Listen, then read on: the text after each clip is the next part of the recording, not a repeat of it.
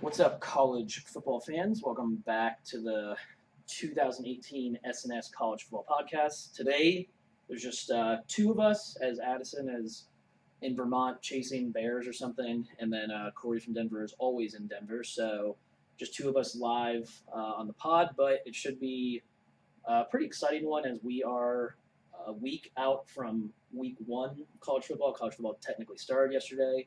The SNS podcast is overall 6-0 with our bets, I believe. Facts. Our bets that are on our spreadsheet. We finished, I believe, around 56% last year, so we're hopefully looking to get close to that again. But Off to a good start. yeah, off to a good start. The Rams, the Colorado State Rams annual over bet with no research done, perhaps, but they covered. So, or at least the total hit they did not cover, but. Anyway, so yeah, this pod we are going to cover like basically our general synopsis of this upcoming season with maybe some like bold predictions as far as like coaches that could be fired or programs that could have some changes. We'll get into Heisman winners, potentially Heisman dark horses, which we've somewhat covered when we did the conference podcast, but we didn't really officially give any picks. And then we're going to give our official playoff picks and our national champions. And I'm still waiting on Addison and Corey's official national champions, but I do have an idea, I think, of who they have in the playoffs.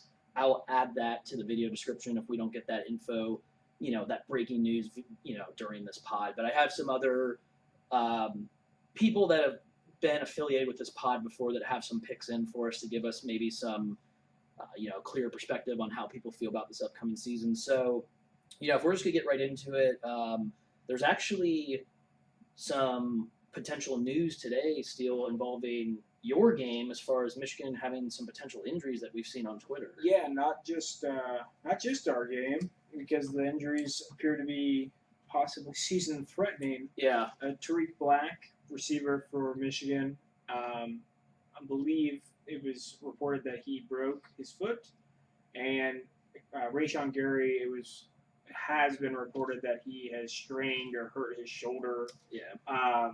The severity of that one is a little bit more miffed and unclear.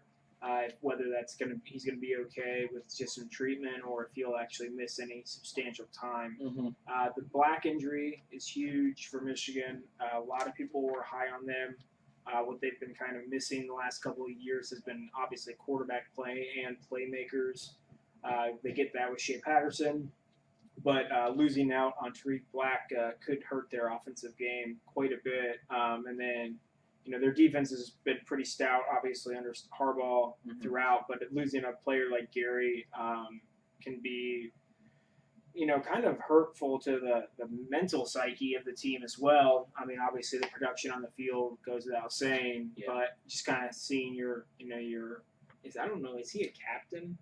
I think he might be, actually. I'm not 100% sure. But, I mean, still, he's projected to be, one of the top picks in the draft, right. And he's clearly an elite talent. So losing a player like that is hurting Michigan for sure week one. If he is indeed out, I mean, Black is confirmed pretty much out. So losing them for an extended period of time is a pretty big deal for them. I know a lot of people had them as a potential winner of the Big Ten.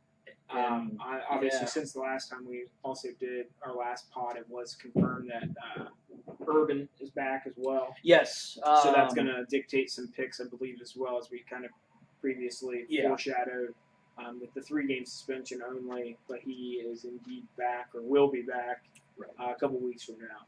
Yeah, I think Michigan, as Steele alluded to, a lot of people this year are picking this team to win the Big Ten, and because of that, they think that this team's potentially a national title contender with the addition of Shea Patterson as a transfer quarterback. But the reason that a lot of people felt so strongly about this team was that Shea Patterson had two very talented playmakers on the outside, on offense. And, if Black's out for an extended period of time, there's definitely some questions as far as depth with playmakers for Michigan. They've recruited decently well, but, the last few years, it hasn't been, on the level of, Clemson or, Florida State, Ohio State, Bama. There's not as much, you can't just plug a guy in. He's automatically, a 5-star or 4-star receiver. So, I think Gary's the one that we're still kind of waiting word. But, Steele said it's kind of tricky now to kind of gauge, like, this, as you guys will see later in the pod, this is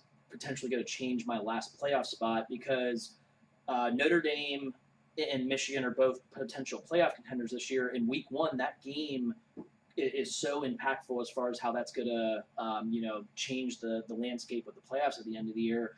Depending on how long Gary's out, Gary's he's potentially the number one pick in the NFL draft coming up next year.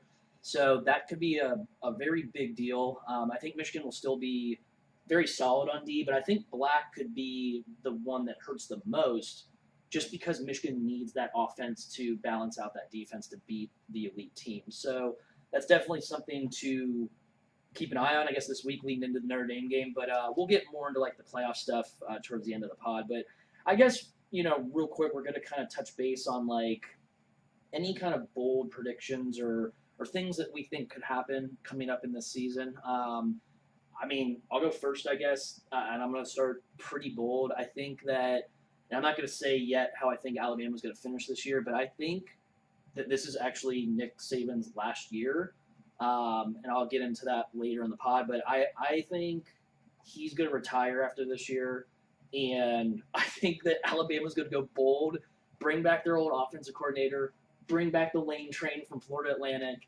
and let him take over that program. Now, a lot of people will say I'm nuts, and that's potentially, that's why we're doing bold predictions. This is not something that we think is like an absolute or anything, but I could see, I was thinking the other day, if Nick Saban did retire, it's not like there's like a coach in waiting. If it was Kirby Smart, he's at Georgia. He's not leaving Georgia to come back to Alabama. The other guys that were his coordinators have left and not had as much success. Like Jim McElwain's not going to all of a sudden take over at Alabama. Jeremy Pruitt is now at Tennessee. So I think that Lane Kiffin could make some sense.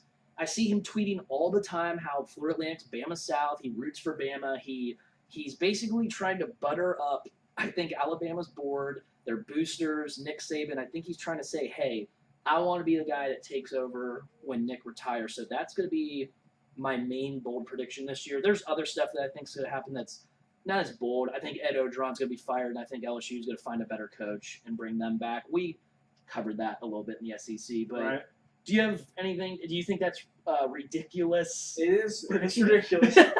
I don't think it may be ridiculous just on the timing. Yeah. I don't think it's a crazy idea to think Lane could possibly come back, or Saban could retire. I don't think just so soon. The time frame. So soon. Yeah. But my bold prediction is going to go to the MACtion conference. The MAC. Interesting. In the American Conference. And I'm going to predict that the Ohio Bobcats go undefeated and make a New Year's Six bowl. Wow. So your non-Power 5 team that finishes highest in the playoff gets rankings the automatic. Gets the auto bid because obviously they're not going to ever be put into the actual playoff. Right. None of those teams will be. Nor should they, I think. But that is going to be my bold prediction that a MAC school, the Ohio Bobcats, the OU, are going to go undefeated. Okay. Check out their schedule. Yeah. We got a couple of decently tough games outside of action play. Mm-hmm. I think they play Howard week 1. Okay, yeah. A couple other. Who else do they have? It looks like they have at Virginia and at Cincy back to back, and I think they very can winnable beat games. Both those teams. Yeah. Very winnable games. Yeah. So if they're able to navigate those, win the MAC, go undefeated, I think they can possibly crack the New Year's Six bowl as the undefeated Power 5 team. No, I don't think it's ridiculous at all. I mean, Rourke at quarterback is solid. I think they are very well coached. I actually think I remember we don't do like a MAC preview, but I agree that I think OU is going to win this conference. And even we're using Phil Steele's magazine. He says that they could potentially go 12-0 and are like a New Year's Six contender. So.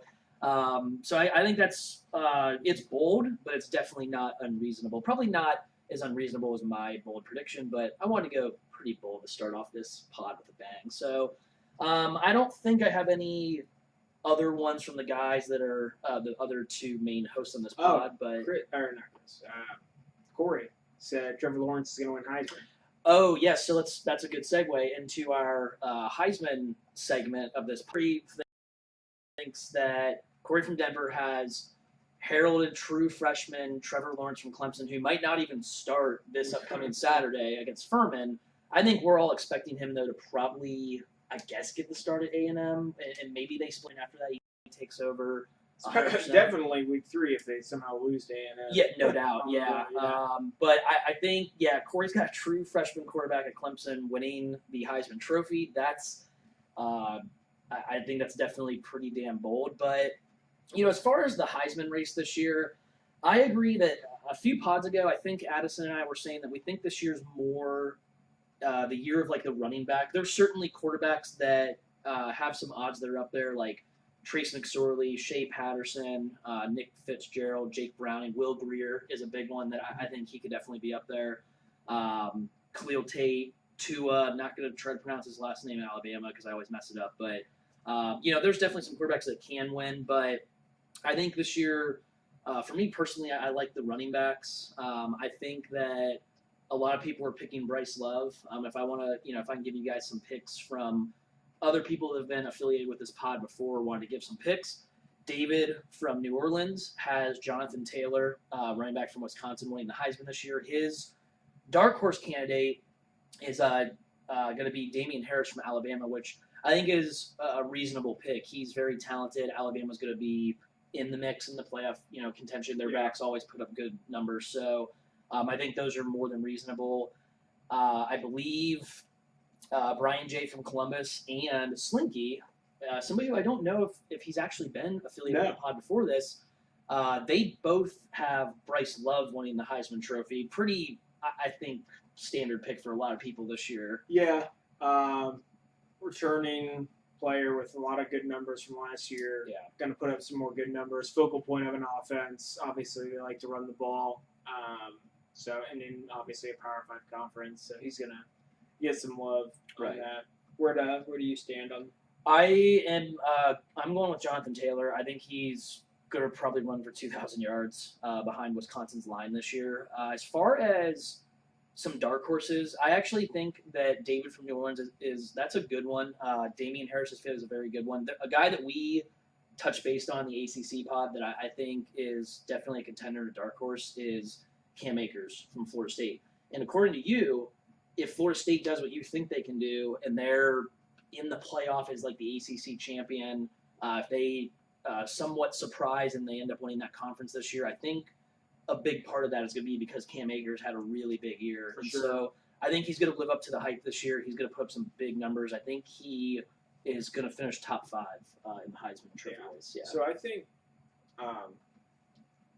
what's his name? Jonathan Taylor. Yeah.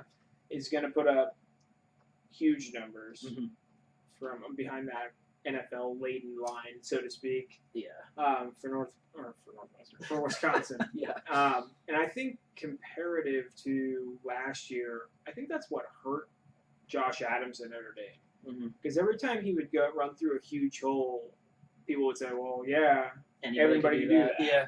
So the kid's going to have big numbers, but I kind of compare it to that where they're not going to give him enough credit because the kid is talented. Okay. Really good runner. But, and he's going to put up gaudy numbers, but not gaudy enough to where it's like, okay, got to give it to him. Yeah. And just hand it over to him. I don't think he's going to break Barry Sanders' record, or anything like crazy like that. Yeah.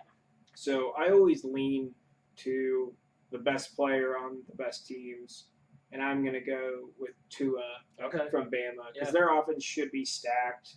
Their defense actually should be the weakest that they've had under Saban. Now, what does that mean? I mean, they're still going to be really good. But, but if they require more out of the offense than they ever have, it's going to be – I think it's going to be his show, and he's going to have the numbers to support it. Much better passer than Jalen Hurts, and then the running capability, is there as well. Sure. So I think he's going to put up the numbers, and he's going to be on the number 1 team probably throughout the entire year. Yeah. And that'll at least warrant an invite to New York, whether he wins it or not, to be determined. But that's where I would lean him. Lean and I think it's like 6 of the last 7 winners have been quarterbacks, and since like 2000, it's a quarterback award.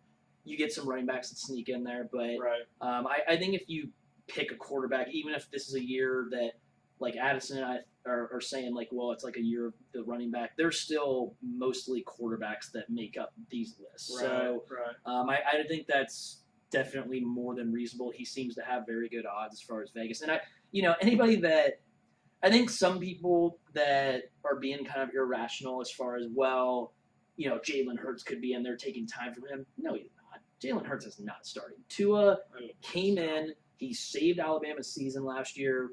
The kid's got ice in his veins. He's got an arm. He can run. And as Steele said, their defense, maybe not right away. I mean, under Saban, it's been proven that they just reload. But, maybe the first half of the year or even most of the year, they might have to lean more on offense. Right. They just had a couple injuries as well. Yeah. At the linebacker position. Right. Which they actually suffered last year, too. Different guys, though, this year getting hurt. Yeah, and that's almost what cost them a playoff spot last year, but then the committee took that into consideration and correctly put them in the playoffs. Right. So, I think so. We've got two, I think, pretty legit Heisman picks there. The other guys, Bryce Love, Jonathan Taylor. I mean, those are all more than reasonable picks. But did you have perhaps a dark horse by chance, like anybody that you thought's kind of outside of that top 12 to 15 or whatever? If you're going to go like Phil's got guys non-quarterback. Yeah. I mean, you could do J.K. Dobbins at Ohio State, but he's going to split time. Yeah, definitely a dark horse. A little horse. bit, at least, with other backs that they have. Yeah. Not really. I mean, you look at all the top teams, and they all pretty much have a decent or proven quarterback. Right. I think some guys that could make some noise that are contenders that people might not think about are like, I think one pretty big dark horse is actually Kyler Murray at Oklahoma. Yeah. System. He's got the legs and the arm to put up Heisman type of highlights. Right. Stidham at Auburn. People were kind of talking about him a little bit. I'm not so sure about that one, but I think there's certainly some guys. Now, one that I don't think it's possible because, as you said, anymore, it's an award that's given to usually like the best players and the best teams more than it used to be. Right. But Nathan Rourke for OU is going to put up pretty big stats. Right. So, I mean, I don't think a guy from the MAC is going to take it home. Maybe he could have a long time ago when it didn't seem to matter as much that you were like the best player on one of the best teams. Yeah. I think of like Ricky Williams when he played for Texas when they were like 8-5 or something, like not really relevant, but the guy just was the best player. So yeah, they automatically disqualify him because of the level of competition. Right. So I mean Heisman, it's always something just to kind of it's a talking point. I don't know if our particular group of guys cares about that kind of thing as much. Let's get into the meat of this pod now, the playoff picks. So. To recap a little bit, our conference preview. We had some different picks between us for the Pac-12. We all seem to be somewhat down in that conference. There seem to be some mixed feelings about Washington, Stanford, USC. I personally do not have a Pac-12 team in the playoff this year official. I don't believe Addison does. I don't believe you do either. No Pac-12 representative for me. Yeah. It would have been USC, Stanford, or Washington. Yeah. A lot of folks out there with the Washington favorite. Mm-hmm. They've got a tough they do. matchup with Auburn just week one. That's the thing, man. My problem with Washington is I think they lose week one, and then you really don't have a whole lot of margin for error after that. We haven't had a 2-loss team in the playoff yet, have we? Right. So I feel like it probably will happen at some point. It could happen this year, but I think when you don't really have a whole lot now, if Washington beats Auburn, that flips the script a little bit. I think Washington's got a great shot at that point to potentially make the playoff. Resume builder. Yeah, but I think our podcast does not think that there's going to be a Pac-12 team in the playoff this year. I think Corey might have thought Washington, and once I again get their official picks, I'll add them in the video description. I do think it was possible that Corey might have had them in though. Washington. Yeah, maybe. But if it's not them, then there's no Pac-12 team according to us. So I believe our next podcast covered the Big 12 conference, and this one was a decently interesting pod as far as we felt like there were a lot of teams that were kind of like in that, I don't know, you call it like 10 to like 35 range. Like a lot of like solid teams, but maybe not like elite playoff contenders.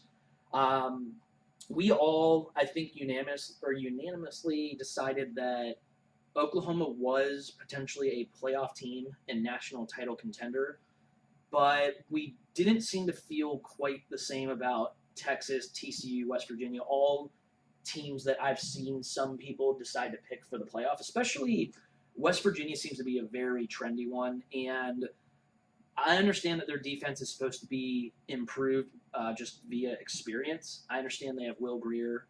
The problem I have with West Virginia is these teams that I think the big difference between like the big boys, like the blue chip juggernaut programs, and these other programs, like your starters might be able to hang, like West Virginia might be able to hang with teams like that, but later in the year when attrition kind of comes into play, when you're starting to get into some backups, that's where these other teams like that's where they start to lose it, I think. And they don't have like the 4-star backup guy. Like it's a 2-star guy that was only recruited by West Virginia, Marshall, maybe Virginia, something like that. So I think that's where I struggle when people are picking teams like West Virginia. But I see this is where this is gonna get interesting now. I had Oklahoma in my last playoff spot until these Michigan injuries have kind of come to the forefront, and I'm just gonna say that so one of those teams, perhaps from that Notre Dame Michigan game, might sneak in there in my playoff pick later here, but I think that is gonna be a factor. So I don't have a Big 12 team in the playoff this year. Do you, sir? No, also do not. Okay. Agree with the good quality depth of the Big 12, Right. but nobody plays defense at a championship caliber level. Yeah. And a couple different changes at quarterback for couple different programs. Mm-hmm. I think kind of hold some of those teams back compared to previous years that they could contend. For sure. Big 12, nope. And I believe that Corey and Addison also both do not have a Big 12 team. So I think unless Corey has Washington, we don't have the Big 12 or Pac-12 in the playoff this year, which is interesting because what that means That's a shame. is we're going to have either two teams from one conference again, or you're going to have like perhaps an independent or like somebody else. So it'll be interesting to see what we say here in the pod. But the next conference that we covered was the SEC, perhaps the best conference in college football, as it's often been over the last 10 to 15 years. But, I've seen a lot of people try to, I guess I would call it like be bold or cute in picking Alabama to not make the playoff. I think that's rather ridiculous, to be honest, just based on their track record the last decade under Saban. I will just get right into it. I have Alabama making the playoff. I do not have two teams from this conference in, though, whereas Addison, who's usually on this pod live, has, I believe, Alabama and Georgia making the playoff. I'm assuming you have Alabama in. Do you have anybody else but them, or do you not have them at all? Yeah, so I've got Alabama making it, winning the conference altogether. I also have Georgia in as well. Wow, okay. I'm not getting cute with the divisional breakdown like some people are. I've seen a lot of South Carolina and Mississippi State. People thinking Georgia's going to regress. I think what Kirby Smart's built there in his short tenure is pretty impressive. I think they've got pretty good quarterback play, obviously. Right. And then they've got this Justin Fields guy coming in as well. If they don't get too cute with that, where they try to like force him in too much, because they've got a good one in Fromm. So I think to make it, and I think they do, and I think that's because they very well likely could be undefeated going into the SEC title game, just like Bama. And they added, they have that guy immediately eligible to play that wide receiver. Yeah. That just adds even more juice to the offense. So Georgia certainly, I just because I don't have them in the playoff doesn't mean I don't think that this is a national title contender. I think this is one of the best teams in the country. I think DeAndre Swift, again, speaking of like Heisman dark horses, I think he's one of them. But the reason I don't have Georgia in this year is that I do think they're going to drop one game in the regular season. It's really tough to. I do think they're going to drop one game, and then I have them losing to Bama. So I have a 2-loss non-SEC champion. I think that's too much to overcome to get into the playoffs. So that's why I don't have them in. But I'm not going to argue with you or Addison or anybody that has Georgia in with Alabama or Georgia in beating Alabama to get in. Like I think this is a very, very good football team. So I believe Corey, has Alabama locked into the playoff.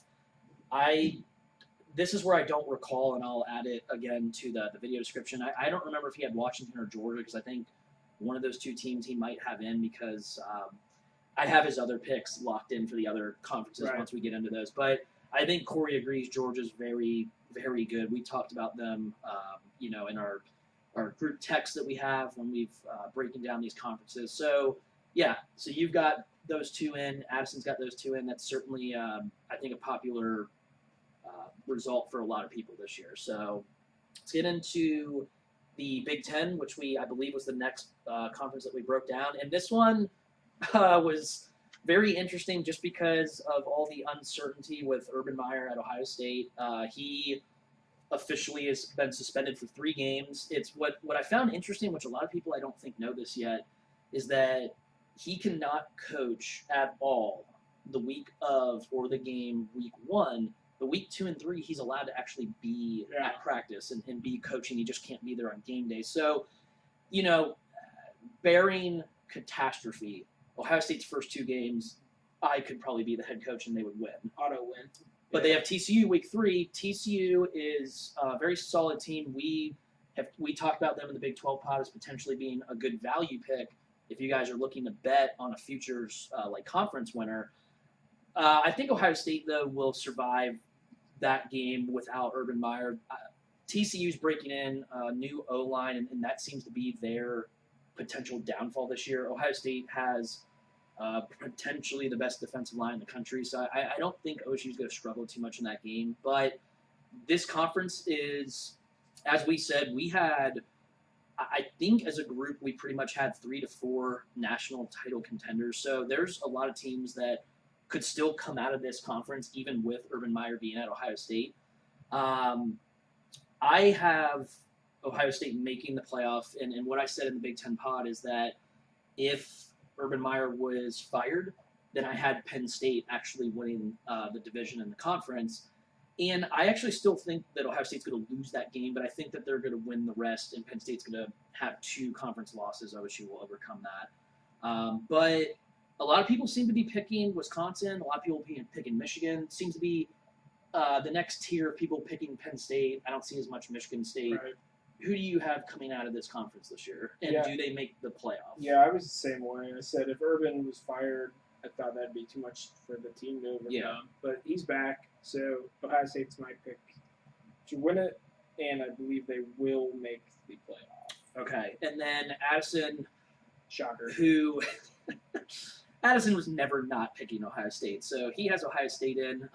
Corey from Denver said that I actually was a little surprised that Corey, I think when we talked to him during the ACC Notre Dame pod, and I asked him for a little bit of a quick Big Ten breakdown since he couldn't give picks for that, he said that Ohio State was going to win the conference and make the playoff no matter what, if Urban Meyer was gone or not. He just felt that the talent level was too much for the other teams to overcome. So Brian J. from Columbus this was kind of an interesting one to me, and this is, I think, a possible scenario. He has Ohio State and Penn State making the playoff. He has Penn State winning the conference, but he has Ohio State going 11-1 and getting in a year that maybe there's not a strong enough Big 12 or Pac-12 team. Sure. So David from New Orleans has an interesting one. I want to see what we talked a little bit before we fired up this pod, but he has Ohio State and Wisconsin making it in. I find that tough to happen. Like, I think we agreed both would have to be 12-0 probably going into that game. Yeah, you're looking at possibility or probability of them both having to be 12-0 with the game being close and some contenders losing later in the year compared to where, you have that kind of margin for error if you lose earlier in the year. Right. The committee seems to tend to put more weight on games, obviously later in the year, kind of how you're playing later in the season. Yeah. So, likely or not likely in my opinion, but always a possibility. So. Yeah. Okay, so yeah, we unanimously. I'm having trouble saying that word today. So us for SNS, we have Ohio State in the playoff, and then there seems to be affiliates that have Ohio State in, but then have a couple or have other Big Ten teams in. So last year was the first time we had two from the same conference in from the SEC. There's some people this year that seem to think that the Big Ten or the SEC could pull that off. The last pod that we'll get into, or the last, I guess, playoff spot, and that will involve the ACC, possibly Notre Dame, is that we all, well, not we all, but Clemson seems to be the most popular pick. Brian J. from Columbus has Clemson. David from New Orleans has Clemson. Slinky has Clemson. Addison, Corey, and I all had Clemson. You, sir, I believe, had Florida State winning that conference. Yeah. And I believe making the playoff. So does that mean you do not have Clemson in?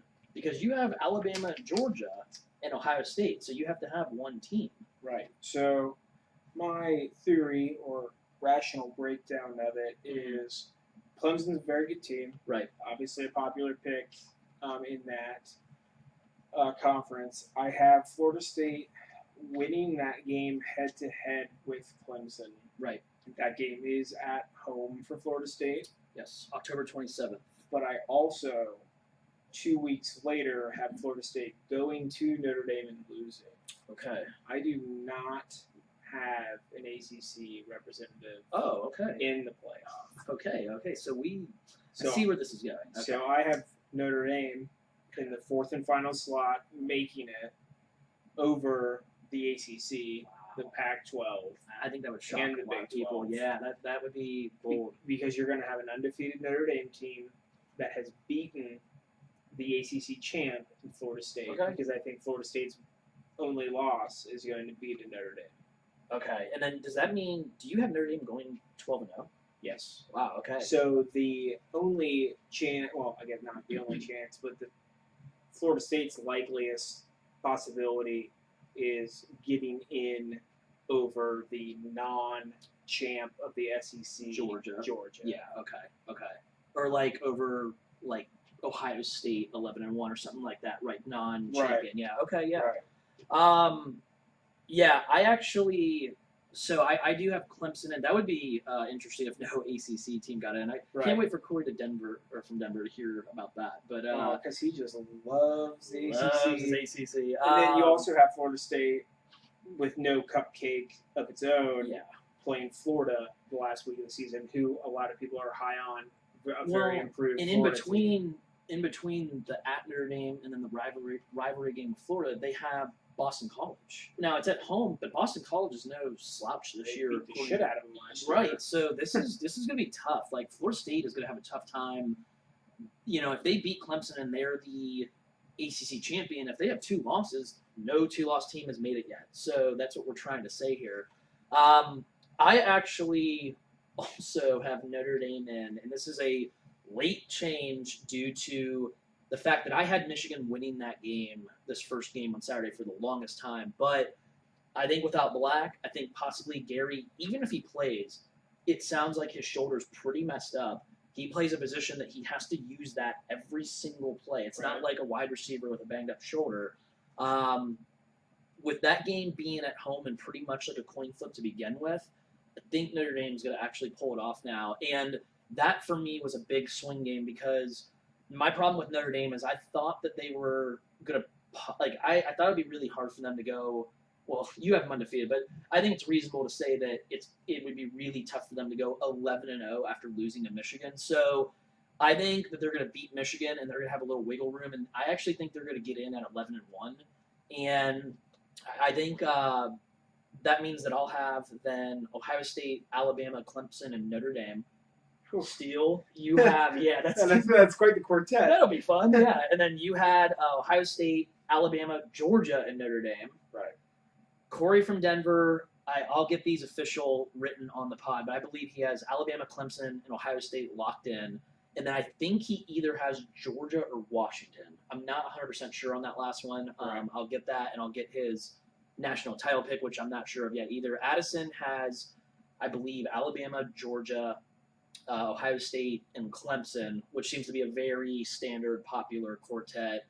And Addison's going to have Ohio State winning. I don't even have to get that confirmed. He will have Ohio State winning. I don't think it's – I mean, he's a homer. I don't think that's that ridiculous if Haskins is really good. But let's get in now to, I guess, our national champions to wrap up our final kind of preseason pod. I'll let you go first, sir. You give your champ why you think they're going to win it, I guess. Yeah, I think it's Bama. Okay. Yeah. I think it's just the coaching is superior. Yeah. The talent level is superior. Honestly, it might be a little delusional on my part, but I think throughout the year, or the suspension is going to play out for Urban. He's going to come back, and then he's going. I think they're going to, take some anger out, so to speak, throughout the Big Ten schedule. And then honestly, I think there's going to be no avoiding the questions and media day and the couple of weeks throughout the college football playoff. And I think it's going to be a little bit of a distraction for them, which a lot of people can turn this on its head and say that's more of a galvanizing thing for a team and a program. But I just don't think so. I think Saban is the man. He's got the quarterback. Yeah. The defense will get its way, situated, and I think that'll be your champ. Okay. Yeah. I have Alabama also. I think it might be boring, but it's how do you argue with what that program's doing, and the fact that we alluded to this earlier in this pod that Alabama's defense this year, at least to start, might not be quite Alabama, but even so, what does that mean? They're still probably like a top 10 defense. Right. They've proven in years where they've had to replace quite a bit on defense that they just plug in the next guy. The system's strong. Nick Saban knows how to coach defense. The reason that I really like Alabama this year, though, again, is that Tua showed me a lot, even if it was just in the second half, that, to throw a kid in there in the biggest moment, the biggest game of his life against a very good Georgia team in the national championship. I mean, he had ice in his veins. They have very good offensive line, very good playmakers around him. I think that the defense by the end of the year is going to be top 5. And so I do have Alabama winning the national title. That's kind of what led me to my bold prediction, which, whatever, if it's ridiculous, saying that I think Saban's going to say, okay, you know what, I won again, I'm going to go out on top, I'm going to have him retire, and then have the lane train come in. But I think that Alabama is the national champion. Now, what I'll say, I guess I'll touch base on my other playoff contender or playoff teams. Clemson, Clemson could be the best team in the country this year, and I wouldn't be that surprised if they won the national title. The reason I don't like Clemson as much, though, is that I think their team overall is going to be better than last year. Mm-hmm. I think it's ambitious to – Corey has Trevor Lawrence winning the Heisman, so he clearly, I think, would have Clemson winning the national title then if that kid's that good. Yeah. I think, though, a true freshman who I think will be good, especially with good talent around him, I think that's, I don't know, I guess Tua did come in as a freshman last year and finish that game off, but I don't think that's I think that was more like an outlier more than like a common type of thing to happen. So I'm going to bank on the fact that there's some bumps in the road for Trevor Lawrence. I mean, you don't even have him making the playoff potentially because of that. So I think that's a point to make right there. Ohio State, sucks. ACC might suck. It's the wheel of destiny, wheel of mediocrity. So I think Ohio State that's the big question, as Steele alluded to, is how is the Urban chaos, that saga, how is that going to play out? Are the players focused?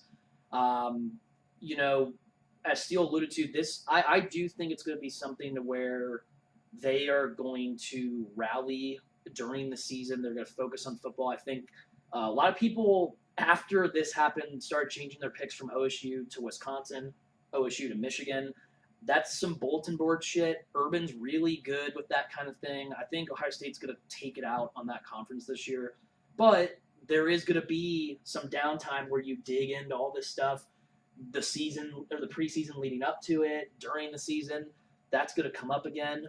We don't know how this team is going to react to that, and I think because of that unknown, that's why I didn't feel comfortable picking Ohio State to win this year. Obviously, I'm a fan. I hope they do, but Notre Dame, I think Notre Dame is, if they're capable of running that schedule and getting there, then I think they're capable of doing it. But I would say that this is my fourth best team of that quartet. And it's similar with these three teams that have made it, is that I have questions about Brandon Wimbush. I'm not sure who's going to be the quarterback by the end of the year. I'm banking on the fact that he's going to be improved, and that's the reason they get there. I think his legs are going to play a big part of that. But I think the reason I like Notre Dame so much is I think they're going to have an elite defense, and I think their offense is going to be very potent, as Brian Kelly offenses usually are. I alluded to the fact that in the ACC Notre Dame pod that I like how Chip Long runs his offense. I like that they're going to try to keep establishing the run, stay balanced. And their schedule, as we said, is not as daunting as it usually is for a Notre Dame schedule. So I think they make it. I think that'd be a very good, accomplishment for them.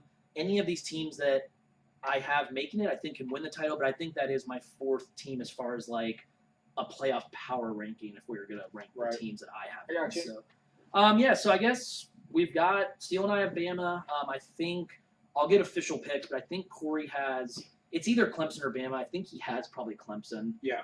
And then Addison's going to have Ohio State. To give a quick few picks from the affiliates, David from New Orleans has Alabama over Clemson. Slinky, Brian J. both have Clemson. So seems like we've got a few Clemsons, few Alabamas. Shocker. Those are nothing wrong with that. Yeah, there's nothing wrong with those picks. So then we'll sometime this week put our gambling picks. Yeah. In the comments section, just so everybody can see that. And then on a regular going forward basis, we'll probably have a pod every Sunday to recap maybe some of the big games and put some of the gambling picks up for you guys, well in advance. We didn't want to make this pod too long. Plus, we don't have Addison or Corey's picks, at least for what they've locked and loaded for the following Saturday or whatnot. Yeah, so. Steele said basically how we did it last year is we would recap the last, for each week, we are going to discuss maybe the 2 to 3 marquee games for each week. We're going to talk about how we would lean as far as just picking those games like the winner straight up.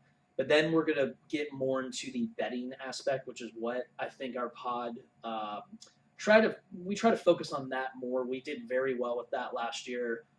We were off to a good start this year. So I will put our picks for this upcoming week one, I think maybe some of our more interesting gambling picks, or maybe if we all have a unanimous pick, I'll post those in the description section under the video.